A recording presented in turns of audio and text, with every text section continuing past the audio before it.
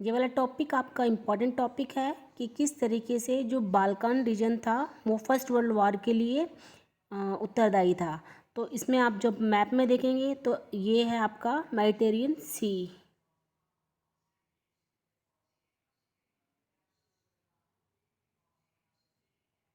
ये आपका मेडिटेरियन सी है और जितना भी एरिया है इसके आसपास का ये सारा का सारा आपका मेडिटेरियन सी से ही कवर्ड है। ये जितना एरिया है तो जितनी भी कंट्री यहाँ पे लोकेटेड हैं, Slovenia, Croatia, Herzegovina, Serbia, Romania, Macedonia, Bulgaria, Albania, ठीक है। तो ये जो एरिया था ये सारा का सारा मेडिटेरियन सी के आसपास वाला एरिया है। और क्योंकि आपको पता है कि सी रूट जो होता है सबसे ज़्यादा इम्पॉर्टेंट होता है ट्रेड के लिए, तो सबसे पहले जो यूरोप था इसके अंदर जो बाल्कन एरिया था इसमें जो कई सारे छोटे छोटे स्मॉलर रीजन थे जिसके अंदर जो छोटी छोटी जो कंट्रीज़ जो थी वो थी, जैसे रोमानिया बताई मैंने आपको, सर्बिया बताई, आपकी बुक में भी दे रखी है, बुल्गारिया है, ठीक है। तो यहाँ पर जो है टर्की के जो ऑटोमन एम्पायर हैं, टर्की के जो ऑटोमन एम्पायर है उनका यहाँ पर डोमिनेशन था, यानी इनका रूल था। तो कहीं ना कहीं जो टर्की का जो ऑटोमन एम्पायर है वो इनके ऊपर रूल किया करता था। लेकिन after the fragmentation of Ottoman empire ये जो जितनी भी कंट्रीज़ थी, छोटी छोटी जो स्मॉल स्मॉल जो कंट्रीज़ थी जो कि मेडिटेरियन सी के आसपास थी, ये सारी की सारी कमज़ोर हो जाती हैं। और उसके बाद जो भी यूरोपियन जो एक्सिस पावर होती हैं या जो अलाइड पावर्स हैं, यूरोप की जो पावरफुल जो कंट्रीज़ थी वो जो हैं इनके ऊपर अपनी टेरिटरी स्थापित कर लेती है। तो आपको ये वाला जो टॉपिक है अच्छे से देखना है और समझना है।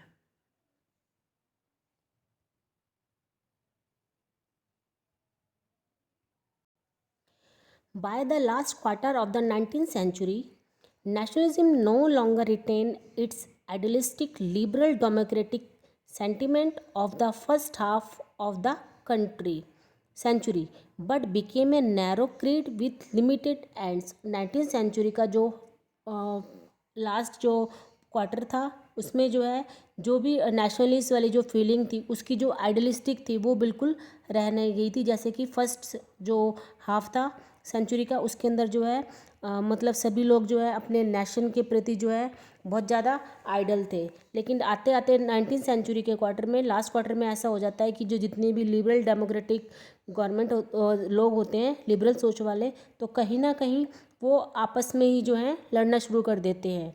During this period nationalist group became increasingly intolerant of each other and ever ready to go to war. और इस पीरियड में जितने भी नेशनलिस्ट ग्रुप हैं वो आपस में ही जो है एक तरीके से लड़ाई झगड़े शुरू कर देते हैं। और इस जिसका कारण क्या होता है कि वॉर स्टार्ट हो जाती है। The major European powers in turn manipulated the nationalist aspiration of the subjects peoples in Europe to further their own imperialist aims. और कहीं ना कहीं जो यूरोप की जो सबसे ज़्यादा जो पावरफुल जो शक्तियाँ जो थी जो कि बहुत ज़्यादा इम्पेरियलिज्म थी, यानी वो अपने एरिया को जो है एक्सटेंड करना चाहती थी, तो कहीं ना कहीं उन्होंने जो है ये जो नेशनलिस्ट जो फीलिंग्स वाले जो लोग थे तो उनकी जो इमोशंस थे उनका जो है इस्तेमाल किया था। The most serious source of nationalist tension in Europe after 1871 was the area called the Balkans. जो सबसे ज़्यादा सीरियस सोर्स था नेशनलिस्ट टेंशन का वो यूरोप के अंदर 1817 के बाद हुआ था, बाल्कान एरिया के अंदर। जो बाल्कान है मैंने अभी आपको बताया मैप के अंदर कि मेडिटेरियन के आसपास जो है बाल्कान एक रीजन था जहाँ पर छोटे छोटे जो हैं ग्रुप थे।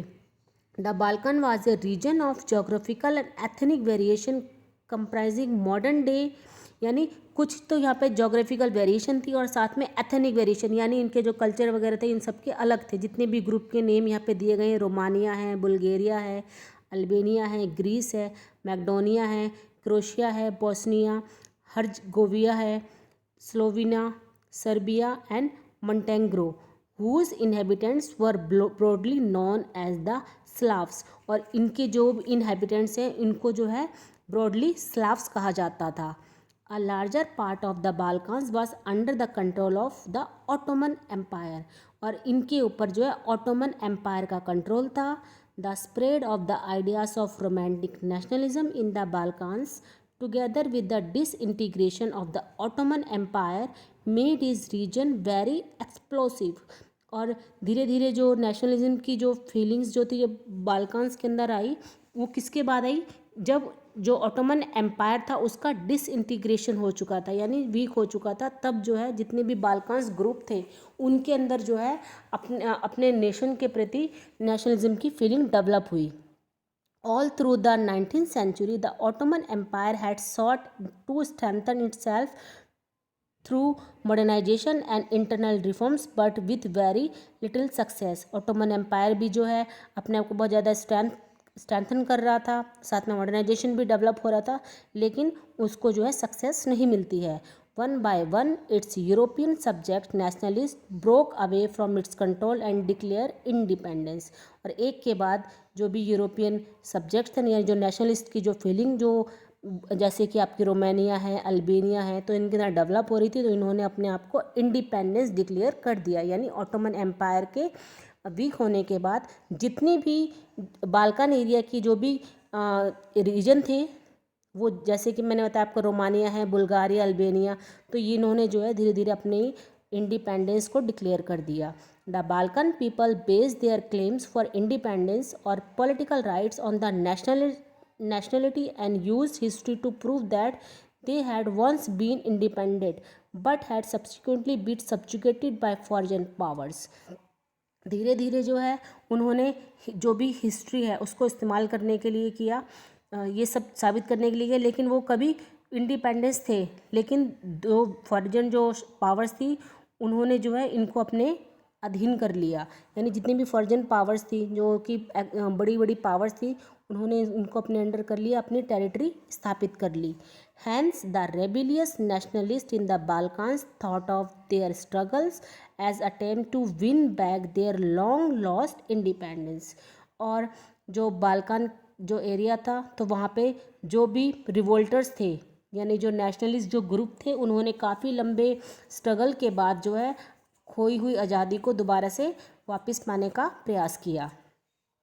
As the different Slavic nationalists struggled to define their identity and independence, the Balkan area became an area of intense conflict. क्योंकि यहाँ पर मैंने आपको स्टार्टिंग में बताया था कि जो बाल्कन एरिया था वो कैसा था, उधर पे जो लोग थे वो स्लाव का उनको कहते थे कि वो अलग अलग ग्रुप के थे, उनकी अपनी आइडेंटिटी थी और अपनी अपनी ग्रुप को जो है वो शो किया करते थे। तो कहीं ना कहीं जितने भी जो ये एरिया है, मैसिडोनिया है, रोमानिया है, बुल्गारिया है, इसमें जो रहने वाले जो ग्रुप थे वो जो है अपनी आइडेंटिटी को तय करने की कोशिश कर रहे थे कि हमारी आइडेंटिटी अलग से होनी चाहिए, और यही इनकी कन्फ्लिक्ट का कारण था। The Balkan states were fiercely jealous of each other and each hope to gain more territory at the expense of the others. जितने भी बाल्कन स्टेट्स थे, जो भी रोमानिया है, बुल्गारिया है, ये जो है अपने आप को एक दूसरे से बहुत ज़्यादा जेलस फील करते थे और एक दूसरे के ऊपर जो है टेरिटरी स्थापित करना चाहते थे, यानी अपना एक्सपेंशन करना चाहते थे अपने एरिया का। Matters were further complicated because the Balkans also became the scene of big power rivalry. और कहीं ना कहीं ये जो मैटर्स था बहुत ज़्यादा कॉम्प्लिकेटेड हो गया था, क्योंकि जितने भी बाल्कान स्टेट्स जो थे वो अपने आप को जो है पावरफुल बनाना चाह रहे थे और अपना एरिया एक्सपेंड करना चाह रहे थे। During this period there was intense rivalry among the European powers over trade and colonies as well as the naval and military might। क्योंकि जो बाल्कन एरिया था तो वहाँ पर भी जो है जो बड़ी बड़ी पावरफुल जो शक्तियाँ थीं, जिन जैसे कि फ्रांस है, इटली है, तो वो भी जो है इन एरिया के ऊपर अपना कंट्रोल करने के लिए आपस में कन्फ्लिक्ट करने लगे, यानी जो है कंपटीशन करने लगे। और इसी समय जो यूरोप की जो पावर्स थी उनके बीच में जो है ट्रेड और कॉलोनी के साथ साथ जो मिलिट्री और जो आर्म फोर्सेस थी, तो उनके लिए भी लड़ाइयाँ होने लगी। This rivalries were very evident in the way the Balkan problem unfolded. जिस तरीके से ये जो बाल्कन की जो समस्या थी वो आगे बढ़ी, उसमें जो है कई सारी जो कॉम्पिटिटिव थी वो भी एकदम बिल्कुल सामने आ गए। Each power Russia, Germany, England, Austria-Hungary was keen on countering the hold of the other powers over the Balkans and extending its control over the area. जितनी भी जो बड़ी बड़ी पावर्स थी, जैसे कि रशिया है, जर्मनी है, इंग्लैंड है, ऑस्ट्रिया हंगरी है, तो ये सभी जो है इंटरेस्ट लेने लगी थी कि हम किसी भी तरह जो बाल्कन एरिया है उधर पर जो है अपना कंट्रोल करें और अपना एरिया एक्सपेंड करें, क्योंकि बाल्कन जो एरिया था वो मेडिटेरियन सी के पास था। और जितनी भी मेडिटेरियन सी के पास जितनी भी ये जो स्टेट्स हैं, रोमानिया, बुल्गारिया, अल्बानिया, ग्रीस, तो ये सब जो है अगर इनके अंदर ट्रेड करते हैं तो कहीं ना कहीं इनका अपना सेल्फ प्रॉफिट भी होता है। तो इसीलिए जो बड़ी बड़ी पावर्स थी उन्होंने जो है इसके ऊपर जो है टेरिटरी बनाने की कोशिश की। This led to a series of wars in the region and finally the first world war, और जिसके कारण जो है वॉर्स हुई और लास्ट में जो है फर्स्ट वर्ल्ड वार भी जो है इसका कारण भी बाल्कन ही एरिया था। तो अगर आपको ये क्वेश्चन आता है कि भाई बाल्कन एरिया जो है किस तरह रिस्पॉन्सिबल है, तो आप उसमें स्टार्टिंग से बताएंगे कि जो बाल्कन एरिया था तो वहाँ पर पहले जो है ऑटोमन एम्पायर का रूल था, और जो बाल्कन एरिया था वो मेडिटेरियन सी के पास था। तो जितने भी पावरफुल कंट्रीज़ थी, Russia, Germany, England, Austria Hungary, ये सब चाहते थे कि हम इसके ऊपर अपना टेरिटरी बनाएं, और इसके थ्रू जो है उनको ट्रेड करना भी आसान हो जाता और उनका अपना सेल्फ मोटिव था। तो इसीलिए जो है जब पावरफुल जो कंट्रीज़ थी, जब उन्होंने जो है इस एरिया पर कंट्रोल करना चाहा, तभी जो है फर्स्ट वर्ल्ड वार की शुरुआत होती है। Nationalism aligned with imperialism led Europe to disaster in 1914। Nationalism जो कि स्टार्ट हुआ था और उसके बाद धीरे धीरे इम्पेरियलिज्म जब ये ऐड हो गया, तब जो एक बहुत बड़ा डिजास्टर आया, जिसका कारण था 1914 का फर्स्ट वर्ल्ड वार की starting. But meanwhile, many countries in the world which had been colonized by the European powers in the 19th century began to oppose imperial domination। लेकिन जो कई सारी जो कंट्रीज़ थी वर्ल्ड की जो कि कॉलोनाइज थी यूरोपियन पावर्स के द्वारा, यानी कई सारी ऐसी और भी कंट्रीज़ थी जिनके ऊपर कॉलोनी थी यूरोपियन पावर्स की, तो कहीं ना कहीं वो इम्पीरियल पावर्स का अपोज करने लगे। The anti-imperial movement that developed everywhere were nationalist in the sense that they all the struggle to form independent nation state and were inspired by a sense of collective national unity forged in confrontation with imperialism।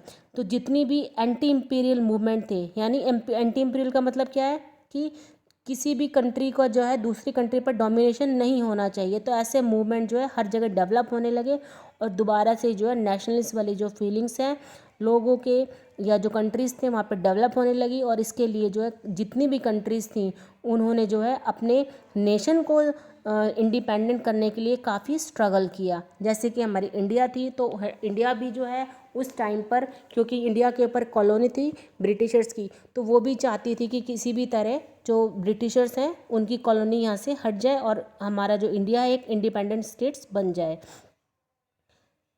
European ideas of nationalism were however replicated for people everywhere developed their own specific variety of nationalism।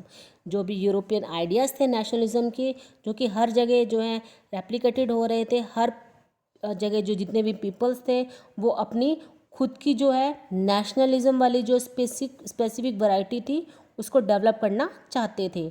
But the idea the society should be organized into nation state came to be accepted as natural and universal।